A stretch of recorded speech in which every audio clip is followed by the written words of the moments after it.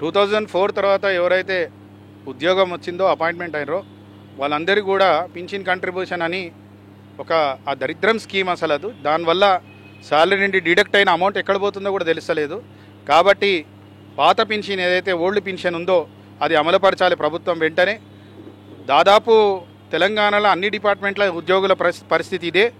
GHMC ఉద్యోగులలో ఎంతమంది అయితే 2004 తర్వాత అయ్యారో వాళ్ళందరూ కూడా కలిసి ఉద్యోగులు ఏకమై సెప్టెంబర్ 1న తలబెట్టినటువంటి ఉద్యోగుల ఈ యొక్క కార్యక్రమాన్ని, ఈ ధర్మాన్ని, ఆత్మగౌరవ సభని అందరూ కూడా విజయవంతం చేయాలని, జిహెచ్ఎంసీ ఉద్యోగులు అందరూ కూడా కలిసికట్టున రావాలని ఈ యొక్క పోస్టర్ని రిలీజ్ చేయడం జరిగింది.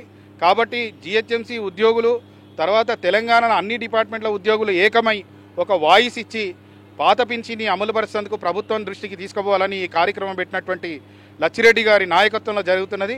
కాబట్టి ఉద్యోగులందరూ కూడా సెప్టెంబర్ 1వ తేదీ జిహెచ్ఎంసీ హెడ్ ఆఫీస్ నుండి కదులుతున్నారు. మీ అందరు ఆఫీసర్ దగ్గర కూడా రేపటి నుండి రేపు ఆఫీస్లో పంట వచ్చి అందరికీ కూడా తెలియపరుస్తాము.